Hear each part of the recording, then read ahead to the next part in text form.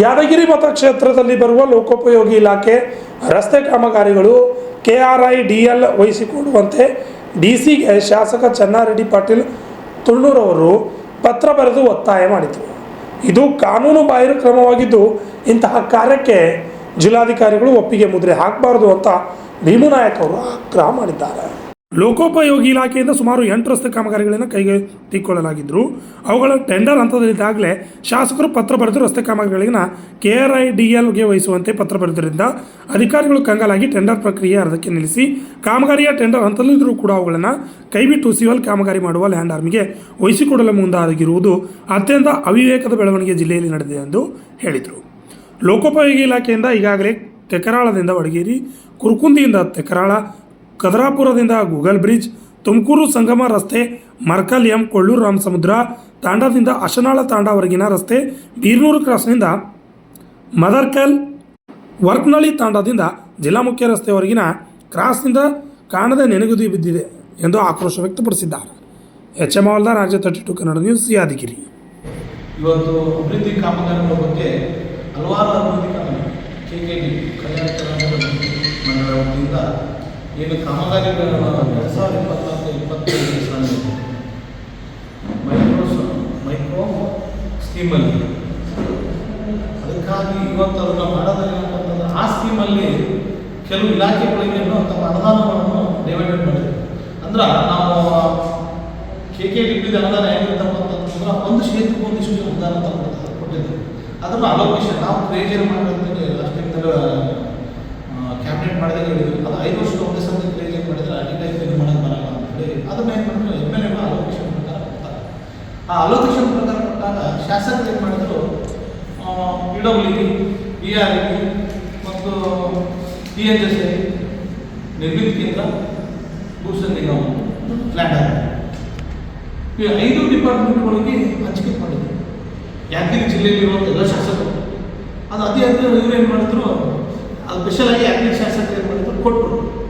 ಸುಮಾರು ಒಂದು 10 ಕೋಟಿ ಅನುದಾನವನ್ನು PWD ಕೊಟ್ಟಿದ್ರು. ಆ ಕೊಟ್ಟಂಥ ಕಾಮಗಾರಿಗಳನ್ನು ಅವ್ರು ಕೊಟ್ಟಿದ್ರು. ಈ ಕಾಮಗಾರಿಗಳು 8 ಕಾಮಗಾರಿಗಳು ಇದರಲ್ಲಿ ವಿವರ ಇದೆ. ಪೂರ್ತಿ ಜಿಲ್ಲೆ ಅಂತ ಹೇಳೋಲ್ಲ, ಪತ್ರಿಕೆ ಅವ್ರು ಕೂಡ ಈ ಪತ್ರಿಕೆನೆಲ್ಲ ಇದರಲ್ಲಿ ವಿವರ ಇದೆ, ಅದನ್ನೆಲ್ಲ ನೋಡಿ. ನಾನು ಏನು ಹೇಳಬೇಕು ಅಂತಂದ್ರೆ, ಇವು ಕಾಮಗಾರಿ ಕೊಟ್ಟಿವಿ ಮತ್ತು ಅಲೋಕೇಶನ್ ಪ್ರಕಾರ ಕೊಟ್ಟವ್ರು ಯಾರು? ಶಾಸಕರೇ ಒಂದು ಲೆಟರ್ ಕೊಡ್ತಾರೆ. ಯಾವಾಗಲೂ ಒಂದು ಶಾಸಕರ ಲೆಟರ್ ಕೊಡೋದಾಗ ಕಾಮಗಾರಿ ನೇಮಕ ಕೊಡೋದಾಗ ಯಾವುದೇ ಕಾಮಗಾರಿ ಕೊಟ್ಟು ಟೆಂಡರ್ ಕರೆದ್ರು, ನೇಮಕ ಬರ್ತಿದ್ದು ಎಲ್ಲ ಕರೆದ್ರು, ಟೆಂಡರಲ್ಲಿ ಪಾರ್ಟಿಸಿಪೇಟ್ ಮಾಡಿದ್ರು, ಟೆಂಡರ್ ಕಾಂಪಿಟೇಷನ್ ಮಾಡಿದ್ರು. ಆ ಟೆಂಡರ್ ನಿಯಮಗಳು ಯಾಕೆ ಅಂತಂದ್ರೆ, ಈ ಪ್ರಕ್ರಿಯೆ ಟೆಂಡರ್ ಅಂದ್ರೆ ಇಡೀ ಇಂಡಿಯಾದಲ್ಲಿ ಯಾರಂದ್ರೆ ಯಾದಗಿರಿ ಹಾಕ್ಬೇಕಂತ ನಿರ್ಮಿಸ್ತಾರೆ. ಅಂದ್ರೆ ಅಲ್ಲೇ ನೋಡ್ಬೇಕ ಎಲ್ಲ ಕಡೆಯಿಂದ ಓಪನ್ ಮಾಡ್ತಾರೆ. ಅವ್ರು ಎಲ್ಲೇ ಹಾಕ್ಬೇಕು. ಸರ್ಕಾರದ ನಿಯಮದ ಪ್ರಕಾರ ಯಾವ ಎಲಿಜಿಬಲ್ ಇದ್ದಾರೆ, ಕೆಲವರು ಅಬೌವ್ ಹೋಗ್ತಾರೆ, ಕೆಲವರು ಲೆಸ್ ಹೋಗ್ತಾರೆ. ಸರ್ಕಾರಕ್ಕೆ ಆದಾಯ ಬರೋದು ನೋಡ್ತಾರೆ. ಸರ್ಕಾರಕ್ಕೆ ಆದಾಯ ಬಂದಾಗ ಯಾರು ಕರೆಕ್ಟ್ ಆಗಿದ್ದಾರೆ, ಯಾರು ಸರ್ಕಾರಕ್ಕೆ ಉಳಿತಾಯ ಮಾಡೋಂಥವ್ರಿಗೆ ಆ ಟೆಂಡರ್ ಪ್ರಕಾರ ಯಾರು ಎಲ್ಲೋಗಿದ್ದಾರೆ ಅಂಥವ್ರಿಗೆ ಇದನ್ನು ಕಾಮಗಾರಿನ ವಹಿಸ್ತಾರೆ. ಅದು ಏನು ಅಗ್ರಿಮೆಂಟು ಅದೆಲ್ಲ ಮಾಡಿ ಕಾಮಗಾರಿ ಕಂಡೀಷನ್ ಪ್ರಕಾರ ಅಗ್ರಿಮೆಂಟ್ ಮಾಡ್ಕೊಂಡು ಅವ್ರು ವಹಿಸುವಂಥ ಕೆಲಸ ಮಾಡ್ತಾರೆ. ಇನ್ನು ಆ ಟೆಂಡರ್ ಟೆಕ್ನಿಕಲ್ ಓಪನ್ ಆಗಿಲ್ಲ, ಫೈನಾನ್ಸಿಯಲ್ ಓಪನ್ ಆಗಿಲ್ಲ. ಇನ್ನು ಆ ಕಾಮಗಾರದಲ್ಲಿ ಎಷ್ಟು ಜನ ಇದ್ದಾರೆ ಅಂದರೆ ಅಷ್ಟೇ ಗೊತ್ತಾಗಿಲ್ಲ. ಒಂದೊಂದು ಕಾಮಗಾರಿ ಎಷ್ಟು ಜನ ಇದ್ದಾರೆ ಅಂತೇಳಿ ಅಷ್ಟೇ ಅದರಲ್ಲಿ ಇನ್ನೂ ಅದರಲ್ಲೇ ಇದೆ, ಇನ್ನು ವರ್ಷದಲ್ಲೇ ಇದೆ. ಅಷ್ಟರ ಮಟ್ಟಿಗೆ ಇನ್ನೂ ಇರೋದ್ರಲ್ಲಿ ಒಬ್ಬ MLA ಆ ಟೆಂಡರ್ ಪೀಡದಲ್ಲಿ ಬೋಗಸ್ದಲ್ಲಿರೋ ಕಾಲಕ್ಕೆ ಒಂದು ಪತ್ರ ಬರೀತಾರೆ. ಶಾಸಕರು ಯಾದಗಿರಿ ಶಾಸಕರು ಅಂತ ಗೊತ್ತಾಗಿದೆ, ಹೆಸರನ್ನ ಚನ್ನಾರೆಡ್ಡಿ ಪಾಟೀಲ್ ತುಳ್ನೂರು ಅವರು ಇದು ಬರ್ತದೆ. ಅವ್ರ ಲೆಟರ್ ಇದೆ, ಅವ್ರದ್ದು ಲೆಟರ್ ಇದೆ.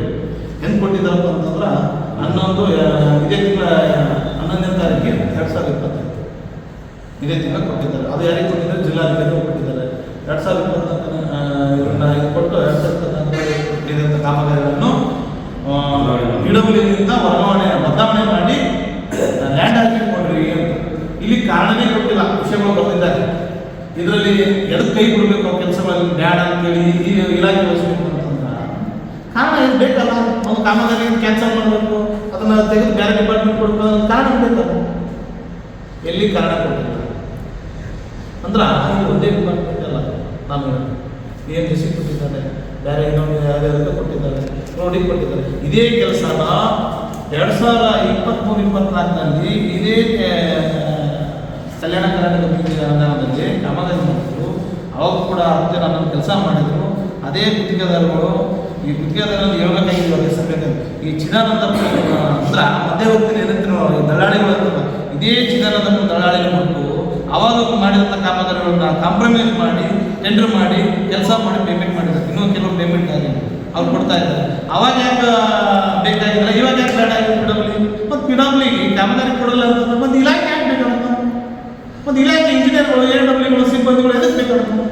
ಒಂದು ಮುಚ್ಚಿಬಿಡಲ್ಲ ನೀವು ಲ್ಯಾಂಡ್ ಹಾಕಿ ನಿರ್ಮಿತಿಗೆ ಯಾವುದೋ ಇನ್ನೊಂದು ಬಂದಿದೆ ಬೆಂಗಳೂರು ಹ್ಯಾಬಿಟ್ಸ್ ಅಂತ ಯಾವುದಪ್ಪ ಹ್ಯಾಬಿಟ್ಸ್ ಅಂತೇಳಿ ಅವರು ಮಾಡ್ತಾ ಇದ್ದಾರೆ. ಅವರೆಲ್ಲ ಅವ್ರಿಗೆ ಡಿಪಾರ್ಟ್ಮೆಂಟ್ ಕೊಡೋಂಥದ್ದು. ಇಲ್ಲಿ ನೇರವಾಗಿ ಕಂಡು ಬರ್ತದೆ ಶಾಸಕರು ಹಣ ಹೊಡೆಯುವಂಥ ಕೆಲಸ ಸುಮಾರು. ಯಾಕಂತಂದ್ರೆ 20-30% ನೇರವಾಗಿ ಶಾಸಕರು ಹಣ ಬರ್ತದೆ. ನಾವು ಆರೋಪ ಮಾಡೋದೇನಪ್ಪ ಅಂತಂದ್ರೆ ಅದು ಹಣಕಾಸೆ ಕೊಡ್ತಾರೆ. ಇಲ್ಲಿ ಪಿಡಬ್ಲಿಗೆ ಆದ್ರೆ ಓಪನ್ ಟೆಂಡರ್ ಈ ಪ್ರಕರಣ ಟೆಂಡರ್ ಇರ್ತದೆ. ಯಾರು ಹಾಕ್ತಾರೋ ಯಾರು ಬಿಡ್ತಾರೋ ಗೊತ್ತಾಗಲ್ಲ. ಕೆಲವ್ರು ಹಾಕ್ತಾರೆ, ಕೆಲವ್ರು ಆಗಲ್ಲ. ಇವತ್ತು ಉದ್ದೇಶ ಈ ಕಾಮಗಾರಿಗಳು ಚೇಂಜ್ ಮಾಡೋಕ್ಕೆ ಬದಲಾವಣೆ ಕಾರಣನೇ ಇವರಿಗೆ ಹಣ ಸಿಗಲ್ಲ ಅಂತ ನೇರವಾಗಿ ಗೊತ್ತಾಗ್ತದೆ. ನೇರವಾಗಿ ನಾನು ನೇರವಾಗಿ ಆರೋಪಣೆ ಮಾಡ್ತಾ ಇದ್ದೀನಿ MLAಗಳಿಗೆ, ಏನು ಮುಚ್ಚುಮರಿ ಇಲ್ಲ. ಇದು ಒಂದೇ ಇಲ್ಲ, ಇದು ಎಲ್ಲ 100 ಮುಚ್ಚುಮರಿಯಾಗಿ ಎಷ್ಟು ಮಾಡ್ತಿದ್ದಾರೋ ಗೊತ್ತಿಲ್ಲ.